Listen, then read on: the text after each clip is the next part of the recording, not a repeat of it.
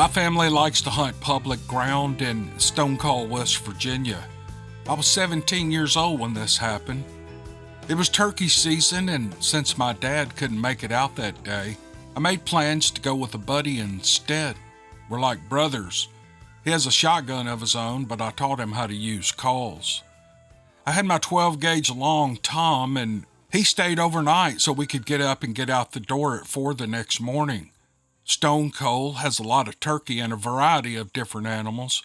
It was way too quiet that day, but we just thought there might have been some bears around, and for that reason I keep buckshot in my pocket. We made our way 3 miles back to a clearing, and by now it was 5:30 a.m.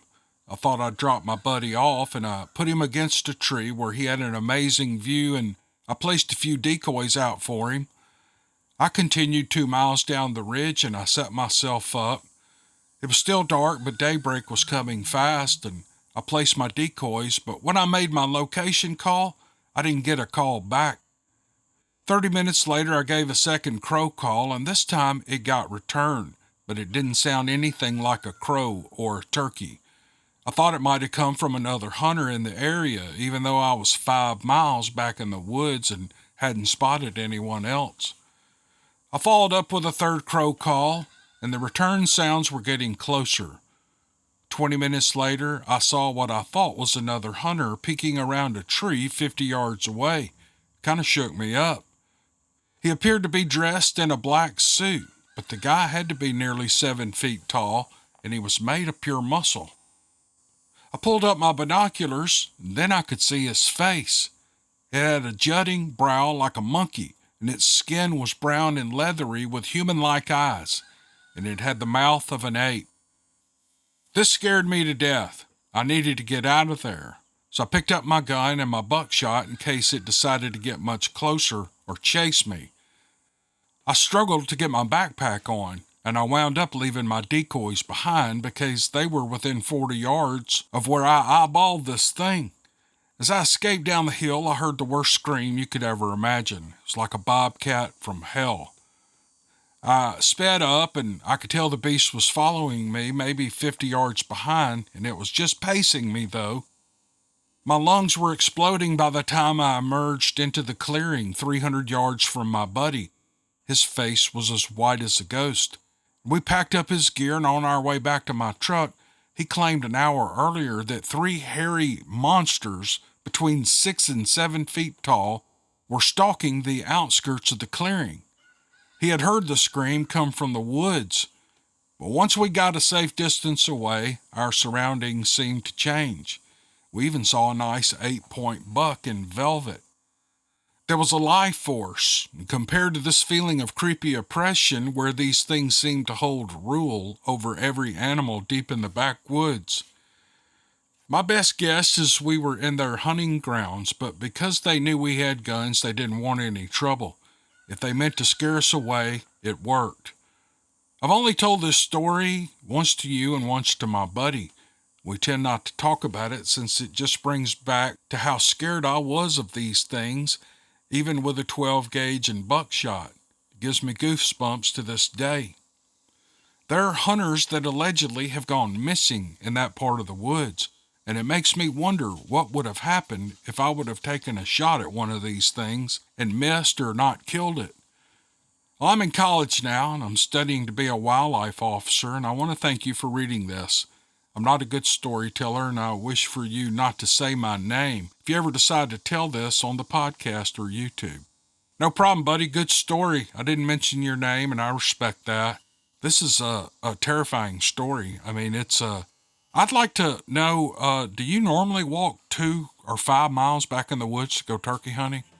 In West Virginia, I'm guessing you're in the mountains. Man, that is a long way. That is a long way to walk to get a turkey. Just thought I'd ask that question. Anybody else walk that far through the mountains and bushwhack up into the hills to kill a turkey? I wouldn't do that. I love turkey hunting, but I ain't doing that. All right. Welcome to another podcast. My name is Cam Buckner. This is the Dixie Cryptid podcast. You can also find it out on the podcast network on whatever podcast app you use. Apple, Google Podcasts, Stitcher, Spotify, iHeart, any of those podcasts. If you'll do a search for What If It's True or even Dixiecryptid, the podcast should be right at the top. I'd appreciate you listening on any platform. All right, we got 3 stories. The last one, I'm going to give a whirl at a subtle Australian accent. I know it sucks when I do it, but it's not too bad. It's not too bad. My Australian friends will go, "Oh, you blew it," but you got to give me a big A for trying, and I ain't scared of it. I ain't scared of trying an Australian accent. All right, you guys, I hope you enjoy this podcast. Let's get rolling with it. All right, here we go. My name is Kim, and I don't mind if you use my name. I don't have a Bigfoot story, but I do have one that is just as strange. I live in a small rural town in Tennessee. I have an experience that I've been hesitant to share since it happened in 1994 when I was 18 years old. Today I'm 47, and since this happened, I've only told maybe 3 people since the incident. I'm not sure if the 3 people I told even believed me because I still have trouble believing it myself. It was after I had graduated high school. I had a boyfriend who lived on a well-traveled highway between our small town in Perry County and the bigger town we all commuted to in Lewis County for shopping and eating. He used to always claim in high school that he had seen aliens and UFOs on a daily basis. Well, I thought he was crazy and had been smoking too much weed. On a summer evening in 1994, I made a visit to his house to watch his new satellite dish that his parents had just installed. Well, this was back when the satellites were as big as a swimming pool. I was sitting on the couch enjoying the thousands of channels from all over the world when my boyfriend came in and calmly said, "Kim, come here. I want to show you something." We walked out onto the porch into the front yard, and I looked at him and I said, "What is it?" He pointed up to the top of one of the trees in his backyard and he said, "Just look at that." 500 feet away, I saw a large, dark, circular disc right at the top of the trees. There were yellowish-looking lights that blinked in a sequence starting from the left of the object to the right and then around again. I never heard any noise. No motor, no hum. It was absolutely silent. It was the size of a basketball court, and it sat in a perfectly still position with just the movement of the sequencing lights that seemed to chase each other from left to right. Well, I was stunned into silence. I knew deep down whatever was controlling that object was observing us. I never thought I would react that way if I ever got lucky enough to see one of these things. I always pictured myself before it happened that if I had ever seen one, I would be ecstatic and excited, but I wasn't. I looked at him one more time, not believing my eyes, and I asked him like a dummy, "What is that?"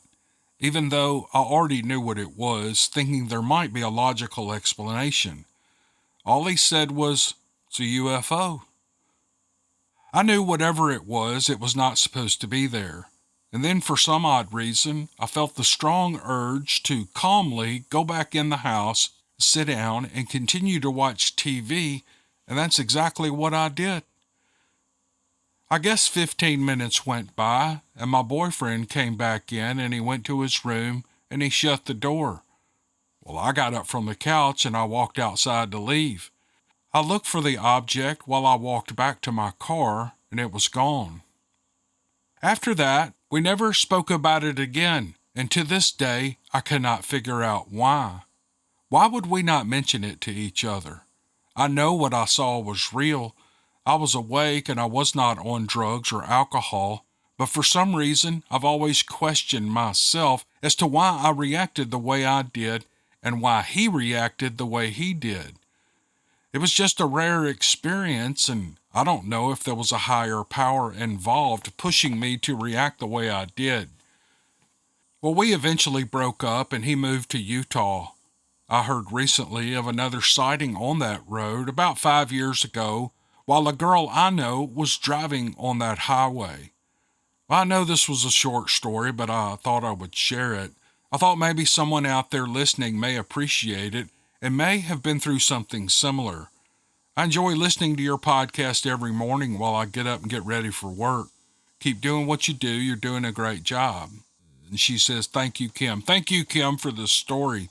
You did a great job writing this. That's the biggest compliment. Not that I'm doing a good job, but you guys do a great job writing these. This was an interesting story. I love these UFO stories. This is a story that was emailed to me from Jono. He is from Australia, and this is a great story.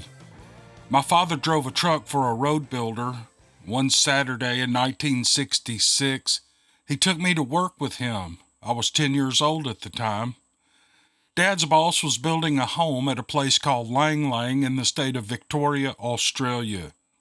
We drove down there and Dad went to work dragging a huge timber up and down a dirt road so that it would look worn.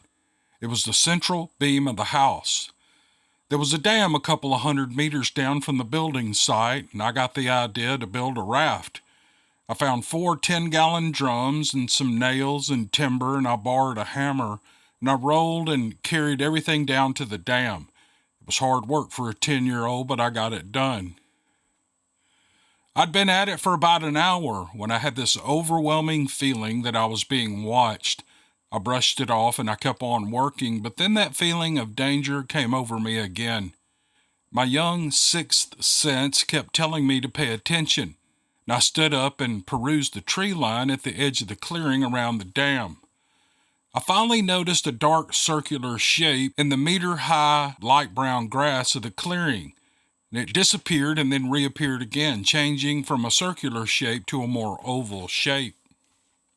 I picked up a piece of timber about twice my height, and it was too big to grip comfortably, and I ignored my inner voice that was screaming, "It's a boar, it's a wild dog, it's a wombat," and I proceeded toward the anomaly.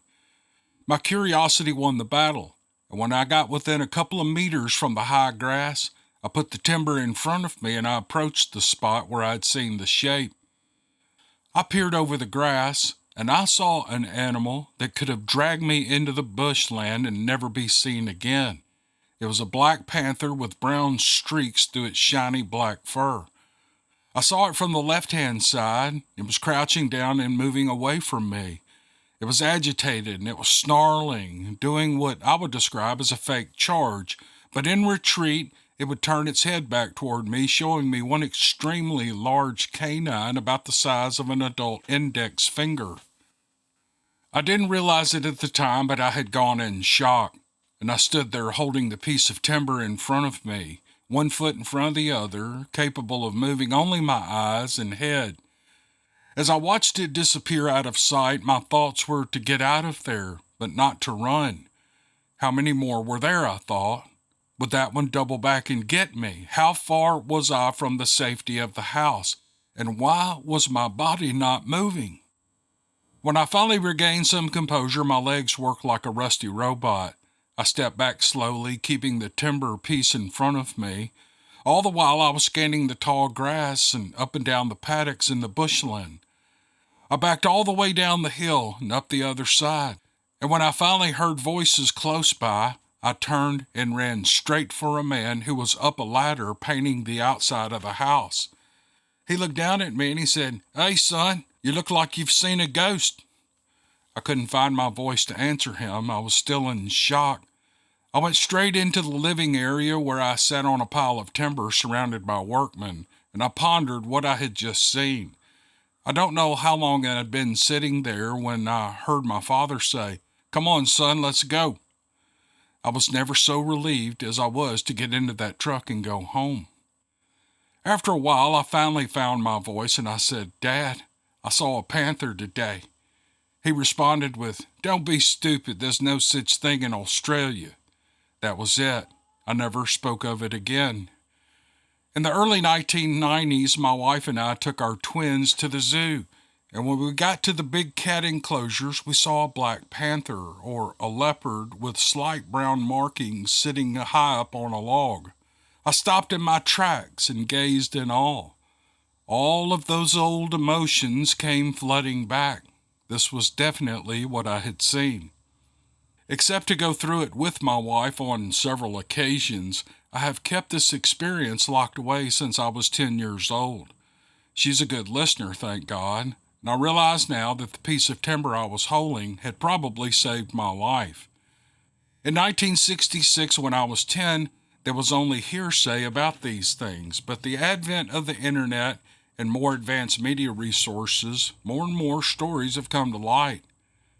I'm an ex-serviceman. I stand 6 feet tall and I weigh 220 pounds. Not much throws me, but I do have one Achilles heel. I don't go into the bush alone.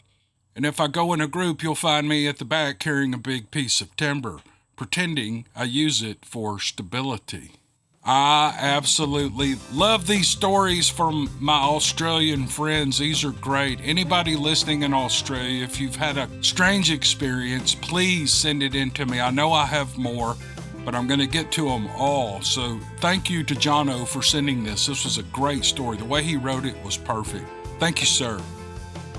Thanks again for following along on this podcast and following my channel. I really appreciate you. If you thought this was good enough, give me a big thumbs up. Maybe consider subscribing. That's what we're all after out here in the YouTube land. I would appreciate it. Thank you so much again, and we'll see you guys on the next one.